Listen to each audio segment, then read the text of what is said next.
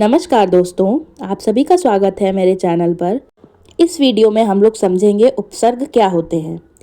ये हिंदी लैंग्वेज का चैप्टर है व्याकरण का। अगर आप 5th, 6th, 7th, 8th किसी में भी हैं तो आपके लिए ये वीडियो बहुत काम की है। 9th, 10th वालों के लिए भी काम की है, ठीक है ना, क्योंकि उपसर्ग प्रत्यय उनमें भी आते हैं। चलिए समझते हैं बिना किसी देरी के। उपसर्ग वे लघुत्तम शब्दांश हैं जो मूल शब्द के प्रारंभ में लगकर नए शब्दों का निर्माण करते हैं। इसका मतलब क्या हुआ कि उपसर्ग वो लघुत्तम माने छोटे से छोटे ऐसे शब्द है जो किसी और शब्द के आगे जुड़कर नए शब्दों को बना लेते हैं। ठीक है, जैसे आप एग्जाम्पल के लिए समझिए, मैंने बोला विचार। विचार माने क्या? हमारे थॉट्स। लेकिन अगर हम विचार के आगे सा में छोटे की मात्रा सु लगा देते हैं और क्या बना देते हैं? सुविचार। ठीक है, तो सुविचार क्या हो जाएगा? अच्छा विचार। यानी विचार एक अलग शब्द था और सुविचार एक अलग शब्द है। विचार में ही आगे कुछ नया जोड़ देने से क्या बन गया?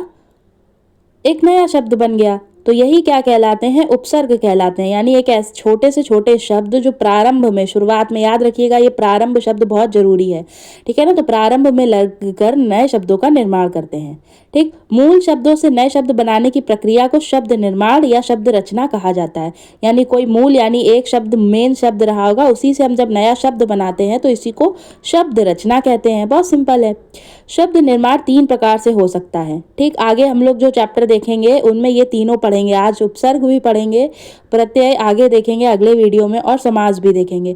तो हम लोग इन तीनों के द्वारा, उपसर्ग के भी द्वारा, प्रत्यय के भी द्वारा और समास के भी द्वारा शब्द का निर्माण कर सकते हैं। इस अध्याय में हम उपसर्ग विधि यानी हम इस पूरे चैप्टर में क्या सीखेंगे? उपसर्ग के बारे में सीखेंगे। चलिए आगे देखते हैं हम लोग। अब ध्यान से देखिए, ये एक पैराग्राफ लिखा हुआ है, गद्यांश।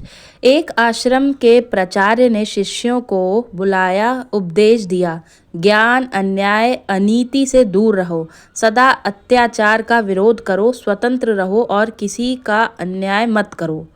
अब ध्यान से देखिए, यहाँ पे ये जितने भी शब्द हैं, ज्ञान, अन्याय, अनीति, अत्याचार, विरोध, स्वतंत्र, ठीक है, ये सभी शब्द उपसर्ग द्वारा बनाए गए हैं। ठीक है, समझते हैं। जैसे उपदेश, ठीक है, तो उपदेश में उपसर्ग, आगे का जो ये 2 शब्द है ये उपसर्ग है, और मूल क्या था? देश। देश शब्द मेन शब्द था, उसमें उप लगा के उपदेश बना दिया। वैसे ही अनीति, नीति जो मेन शब्द था उसमें अ जोड़ के अनीति बना दिया। ठीक है। विरोध देखिए, विरोध में रोध शब्द मूल शब्द था, मेन था, उसी में वी उपसर्ग लगा दिया। वैसे ही आदर मेन शब्द था, अन अ और अधा न, ठीक है ना, तो अनादर बना दिया इसी से। तो आदर मेन शब्द था, मूल शब्द था। ठीक है, इसी तरह अज्ञान, ज्ञान मूल मेन शब्द था, उसमें छोटा आ, ठीक है ना, छोटा आ लगा के अज्ञान बना दिया। उसी तरह से आचार मेन शब्द था, अति उसमें लगा के, ये इंपॉर्टेंट है देखिए, अति आचार, क्योंकि बच्चे इसको गलत करके आते हैं। ठीक है ना, तो अति आचार तो अत्याचार हो जाएगा। ठीक है, और तंत्र में आधा सा और व स्व जोड़कर उपसर्ग, ये स्व उपसर्ग लगा के स्वतंत्र बना दिया। ठीक है, तो ये आप ध्यान से देखिए, इस तरह से उपसर्ग बनाए गए हैं। फिर इस उदाहरणों से पता चलता है उपसर्ग मूल शब्द के प्रारंभ में जोड़ते हैं। ठीक है, तो हम देख सकते हैं जो मूल मेन शब्द है उसके स्टार्टिंग, प्रारंभ यानी स्टार्टिंग में जोड़े जाते हैं। याद रखना, उपसर्ग स्टार्टिंग में जोड़े जाते हैं। फिर हिंदी में 3 प्रकार के उपसर्ग हैं। ठीक, याद रखिएगा, तत्सम उपसर्ग, ठीक है, जो कि संस्कृत के हैं। फिर तद्भव उपसर्ग जो कि हिंदी के हैं, और आगत उपसर्ग जो कि अंग्रेजी या उर्दू फारसी भाषा के हैं। ठीक है ना, तो याद रखिए तत्सम, तद्भव और आगत उपसर्ग। अभी आगे हम लोग वीडियो में सब कुछ समझेंगे अच्छे से, तो आप 3 इसके प्रकार याद रखिए, तत्सम, तद्भव और आगत उपसर्ग। चलिए आगे समझते हैं हम लोग तत्सम उपसर्ग। सबसे पहले तत्सम उपसर्ग। तत्सम का मतलब क्या होता है? आपको पता होगा, आपने छोटे में तत्सम और तद्भव शब्द पढ़े होंगे। तो तत्सम का मतलब होता है जो जैसे संस्कृत से आए थे बिल्कुल वैसे का वैसा। तत् माने बिल्कुल, तत्सम जैसे थे बिल्कुल वैसे का वैसा। यानी इसमें जो उपसर्ग यूज करे जाएंगे, उपसर्ग जो लगाए जाएंगे, जिनका प्रयोग किया जाएगा, वो संस्कृत से आए हुए होंगे। यानी ये उपसर्ग संस्कृत से आए हैं और तत्सम शब्दों में ही लगते हैं। ठीक, तो जो भी हमारे तत्सम शब्द होंगे, ठीक है ना, आपको पता होगा तत्सम कौन से शब्द होते हैं, जो संस्कृत से बिल्कुल सीधा सीधा आए, इनमें कोई चेंज नहीं हुआ है। ठीक है, तो इन्हीं शब्दों में हम जो उपसर्ग लगा देते हैं आगे, जो बन के तैयार होते हैं, वो तत्सम उपसर्ग कहलाते हैं। ठीक है, चलिए देखिए सबसे पहला एग्जाम्पल कु। ठीक है, कु माने क्या होता है? कु संस्कृत का एक उपसर्ग है, संस्कृत से आया, और कु का मतलब होता है बुरा। ठीक है ना, तो कु जहां पर लग जाता है किसी शब्द के आगे तो उसका मतलब बुरा। जैसे कुपुत्र यानी खराब, बुरा पुत्र। कुकर्म खराब कर्म। ठीक, कुरूप खराब रूप हो जिसका, तो कु का मतलब होता है खराब या फिर बुरा। ठीक है, तो अगर किसी शब्द के आगे कु लग जाता है तो वो कौन सा उपसर्ग कहलाएगा? तत्सम उपसर्ग कहलाएगा। ठीक है, और मीनिंग उसकी क्या हो जाएगी? बुरा। ठीक, सु लग जाएगा। अभी मैंने स्टार्टिंग में आपको बताया था सु का मतलब क्या होता है? अच्छा या फिर श्रेष्ठ। ठीक है, तो सुगम, सुपुत्र, तो ये सभी का मतलब क्या है? अच्छा। फिर है सम, तो सम का मतलब होता है समान, एक जैसा या फिर संयोग। ठीक है, तो जैसे सम्मान। ठीक है, सम्मान, संभव। ठीक है, संयम, सम्मेलन, इन सब में आगे कौन सा उपसर्ग लग रहा है? सम। ठीक, वि वि किस में लग सकता है? विशेष। ठीक है, वि का अर्थ क्या है? विशेष। ठीक है, स्पेशल कोई चीज़ हो। ठीक, जैसे विदेश, विज्ञान। ठीक है, स्पेशल है ना, विक्रय, तो ये सभी चीज़ें क्या हैं? विशेष हैं। तो जिनके आगे वी लगा होगा, देखिए आपको इनको एक बार बस रीड करना होता है, मतलब समझना होता है, क्योंकि कभी कभी लिख के आ जाता है कि इसमें उपसर्ग से नए शब्द बनाइए। ठीक है, या फिर उपसर्ग अलग से छांट के लिखने को होते हैं। तो जैसे मान लीजिए कि सिंपल आए, जैसे कु और सु आए, ये तो आप पहचान लोगे, जिसमें निर, निस, दुर, दुस, उत, इस तरह के आएंगे, तो आपको एक बार रीड करना जरूरी है। जैसे मान लीजिए दुर्गण, दुर्गुण। ठीक है, तो दुर क्या है? दुर माने बुरा, दुर माने भी बुरा होता है, दुर्गुण है ना, खराब गुण वाला। तो आपको दुर पता होना चाहिए कि ये एक उपसर्ग होता है, तभी आप दुर्गुण में से, वरना आप दू लिख के आ जाओगे वहां पे। ठीक है, दू र, रा में नीचे हलंत यानी आधा रा। ठीक है, तो इस तरह से आपको ये दुर, उत, उत माने क्या होता है? ऊंचा या फिर ऊपर स्थान पे हो, तो उत्थान। ठीक है, उत्थान का मतलब क्या होता है?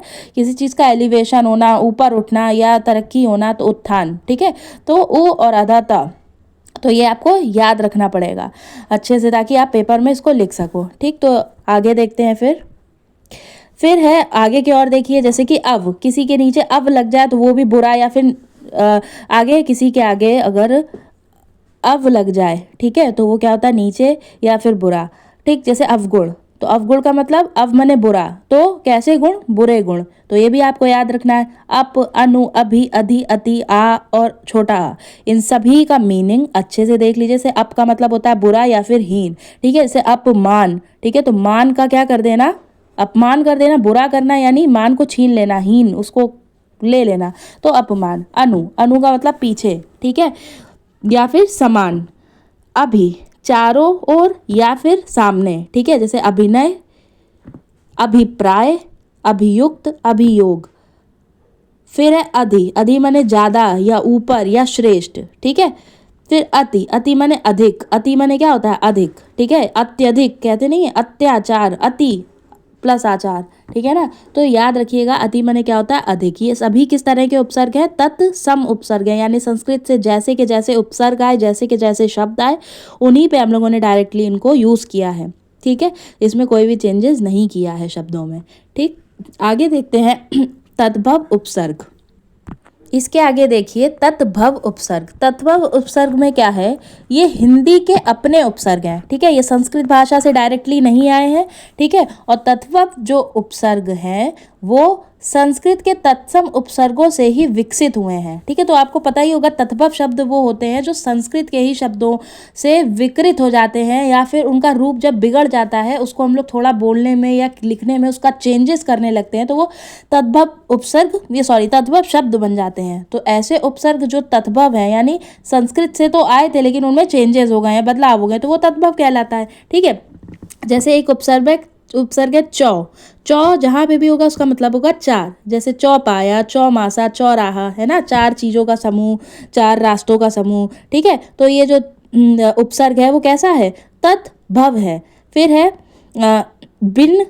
बिन जहाँ पे लगा हो तो बिन का मतलब क्या? बिना, मतलब विदाउट, वो चीज़ नहीं है। जैसे बिन बात, है ना, बिन ब्याहा, यानी वो चीज़ हुई नहीं है। भर, भर मैंने क्या होता? पूरा, कंप्लीट, बिल्कुल, है ना, जैसे भर पेट खाना खाया। कु माने बुरा, अभी पहले भी देखा था। ठीक है, कुचाल, कुपुत्र, कुढंग। ठीक, नी माने बुरा, देखिए बहुत सारे रिपीट हो रहे हैं, है ना। अन, अध, ये सभी अभी आपने देखे, तो ये तद्भव उपसर्ग कहलाते हैं। आपको उसके प्रकार ज़्यादा नहीं पूछेगा, ये ज़रूर पूछेगा कि इस उपसर्ग के शब्द बनाइए या फिर इस शब्द से उपसर्ग अलग करके लिखिए। तो उसके लिए आपको एक बार सारे उपसर्ग पढ़ लेने हैं कि अध अलग होता है, ठीक है, और अन अलग होता है, ठीक, जैसे अनपढ़, अनहोनी, अनजान, तो शब्द पढ़ लो, वहाँ पे बनाने में आसान रहेगा, ठीक। तीसरा देखिए आगत उपसर्ग, ठीक है। कुछ विदेशी भाषाओं के उपसर्ग भी हिंदी में आ गए हैं। मुख्यतः ये उर्दू, फारसी और अंग्रेजी भाषा के उपसर्ग हैं। तो कुछ ऐसे उपसर्ग हैं जो विदेशी भाषाओं के, है ना, जैसे कि उर्दू, फारसी या अंग्रेजी के उपसर्ग रहे थे और वो किस में आ गए, हिंदी में आ गए हैं, ठीक है। तो उन्हीं को हम लोग क्या कहते हैं, आगत उपसर्ग, जो किसी और भाषा से आए हों, आगत उपसर्ग, ठीक है।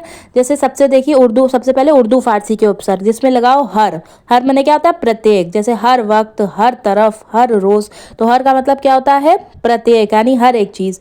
सर, ठीक है, तो सर का मतलब क्या होता है, मेन, यानी मुख्य, कहते नहीं ये बिल्कुल मुख्य है, मेन यही है। तो मुख्य, सर का मतलब मुख्य, जैसे सरपंच, सरताज, सरहद, ठीक है, जो मेन होता है उसी का मतलब होता है सर, ठीक। हम का मतलब होता है साथ साथ, कहते नहीं ये हम खा रहे हैं, यानी हम सब खा रहे हैं, तो जो साथ साथ होता है उसको, जैसे हम उम्र, ठीक है, यानी हम उम्र का मतलब सेम एज वाले, जैसे हमने बोला मैं और मेरी बहन हम उम्र हैं, यानी हम दोनों एक ही एज के हैं, ठीक। तो हम उम्र, हम राह, ठीक है।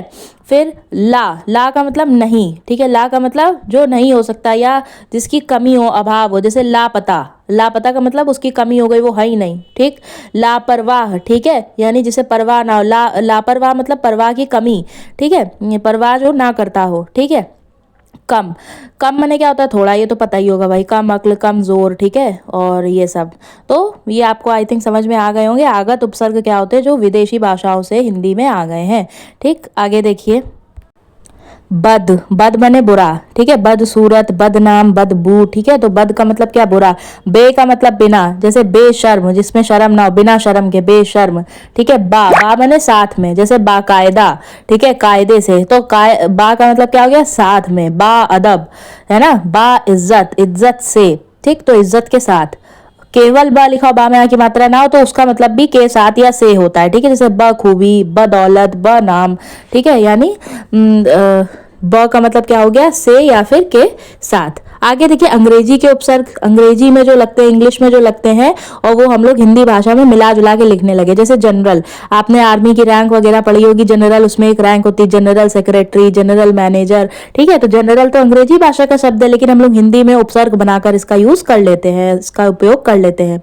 असिस्टेंट, ठीक है, असिस्टेंट क्या है, ये भी अंग्रेजी भाषा का शब्द है, पर हम लोग इसको हिंदी में लिखते हैं असिस्टेंट टीचर, असिस्टेंट मैनेजर, ठीक। आगे देखिए सब मने क्या होता है, सब मने वो वाला सब नहीं, सारे वाला सब नहीं, सब में SUB वाला सब का मतलब जो छोटी या माइन उससे कम, है ना, कम ग्रुप में हो, रैंक में हो, तो अधीन, उसके नीचे काम करने वाले लोग, उसको कहते हैं सब कमेटी, सब इंस्पेक्टर, सब जज, ठीक है। तो सब का मतलब वो SUV सब है, जो कि उपसर्ग है अंग्रेजी भाषा का। वाइस, ठीक है, viceroy, vice president, vice principal, ये वाला वाइस। फिर हेड, ठीक है, हेड भी क्या है, एक अंग्रेजी भाषा का शब्द है, अंग्रेजी उपसर्ग है। Head clerk, head office, head master, chief, ठीक है, चीफ माने भी क्या होता है, मुख्य या फिर प्रधान, तो चीफ मिनिस्टर, है ना। फिर है डिप्टी, ठीक, डिप्टी क्या होता है, सहायक, है ना, जो उप हो या सहायक इसका मतलब होता है, यानी साथ में काम करने वाला, जो इसका सहायक, ठीक। तो जैसे deputy collector, deputy commissioner, deputy jailer, ठीक है। तो ये सारे शब्द आपको क्या रखने हैं, एक बार अच्छे से पढ़ लेने हैं। तो हमारा ये चैप्टर यहीं खत्म होता है। आगे देखिए, यहाँ पे कुछ अभ्यास के लिए प्रश्न है, ठीक। तो उपसर्ग का अर्थ क्या है, ठीक है। आप अभी यहाँ पे पीछे देखिए, मैंने आपको यहाँ पे सबसे पहले वाले पेज में जहाँ पे पढ़ाया था, जहाँ पे तत्सम उपसर्ग थे, उसी में सबसे नीचे था उत माने क्या हुआ करता था, ऊपर। उत माने क्या होता था, ऊपर, तो यहाँ पे टिक लगा देंगे।